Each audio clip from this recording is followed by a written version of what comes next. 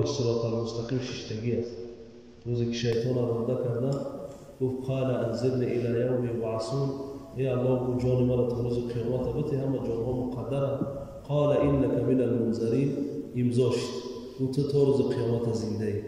گفت لاقعدن لهم صراطک المستقیم، انا که میرم در راه راست میشینم. یک از میخواست زکات برونه میگه خونه دیگه بگی خونه در زکات نیسته، میفورش یک دو برای صدقه کرده میرش میگیرن، میخواد برای در قیام بیستن میگه قوری هم قدر روزی میخونه خواب که در رکوی سودا نتونستی، در سجده فلان شید. سجده دراز جای اجابت دعا است. حتی چکی دعا گرچه دل میکنه باور میکنیم مردمی ما دعا کردن نمیتونیم. ما یک سال مفتی موسی و کتی یک برادر در گرد خانه خدای او که دعا که یک برمان خیر و دعا که بچه شستیم دست دقش دعا که با فرگشتی سیم همین نگاه میکنیم فقط در حق همون سلین دعا که زیر پروردگار رو نبرد خیلی فقط وظیفه خوب بگیرم. ما افتاد تو دیگه دعا نداری دیگه حاجت نیست، کجا میگیم ما در خانه خدای همین دعای استودی تا دعوت توجزون میکنیم. هر یک موضع یک مقام یک دعای جای خود چه داره. قصه هست سید بخاری دم یک قطعش ذکر است، میگه پیامبر صلی الله علیه و سلم یک جو مهمان میشه خانه یک مردگ 4 ماه اوقاتش میکنه. وقتی که پیامبر صلی الله علیه و سلم قطعی صحابه خیلی فهم کودگی نیستن 4 بعد هم پشت سر هم بعد میخوام و مردگ از مدینه بیرون خونش خیلی دوره 4 نماز اوقات میخوام. پیغمبر صلی الله علیه و سلم میگه که خیلی نمیشه، میگه تأتینا یوما لنکافئک، یا روز میگه مهمون ما میشه برابر میکنیم. این قدر میگه تو ما رو مهمانداری کردی. 2 سال پس این بنده خدا دیگر در دسترخوان ما نمیوابه، مال و امو شتر کتر همه حلاق میشن، همه از بین میرن، تجارت ها از بین میرن، انسان دروغ دیگه. بعد یک روز زنش میگه که تو یاد داری که پیغمبر مهمانداری کردیم طرف که یک روز بیا ما چی کنیم، یک روز بیا برابر میکنیم بخی پیش پیغمبر خدا برو. همه پیش پیغمبر خدا میرن ضرورتش میگن.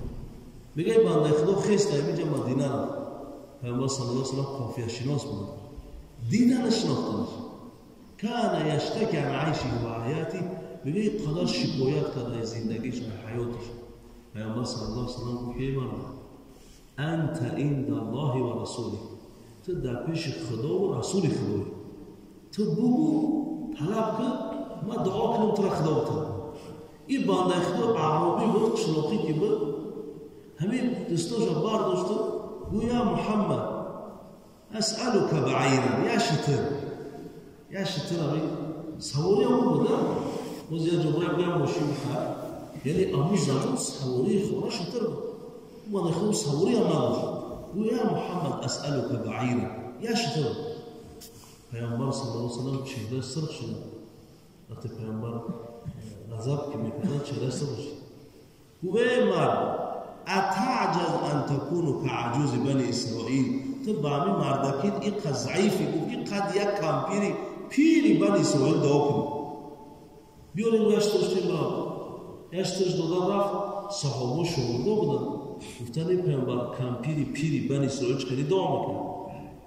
او کمپیری پیری بنی اسرائیل زمان حضرت موسی علیه السلام بود. حضرت موسی سحر قطع قوم گرفتن، سحر اینو جای گرفتگی برامدن. او گفتن ما اینجا گرفتیم این چلیشی با سحر اینجا برامدن در تیر. گفتن این یک باری اول نیست ما دوی ما میتره بشیم. او چی با بایی ما یک گناه کردن.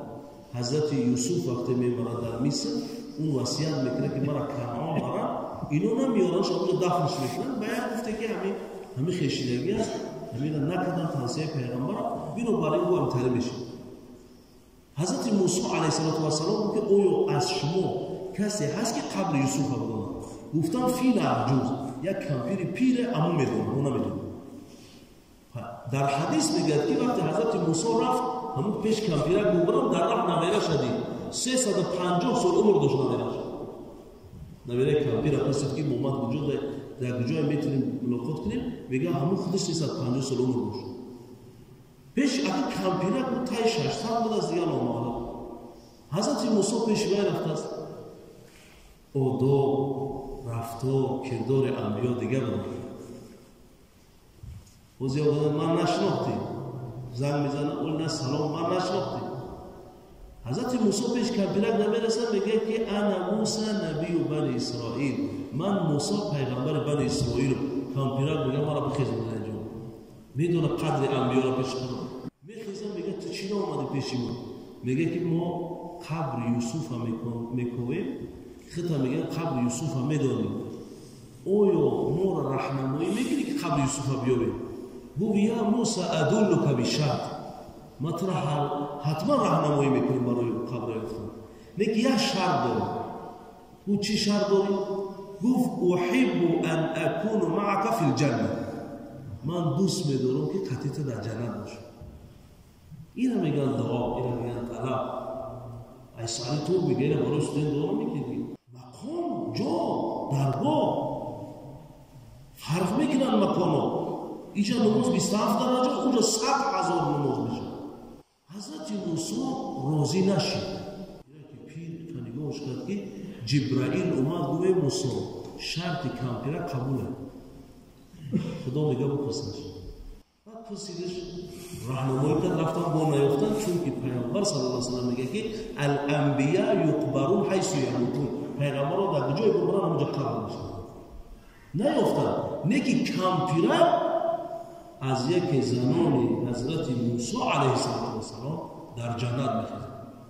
شب قدر است. در حدیث میگه که لیلة القدر فی آخر لیلة من رمضان، شب قدر شب آخری رمضان. بنابر همین برادران دعای خیر کنن و هر کس چه امید و آرزوی دارد در دلش دعا کنه.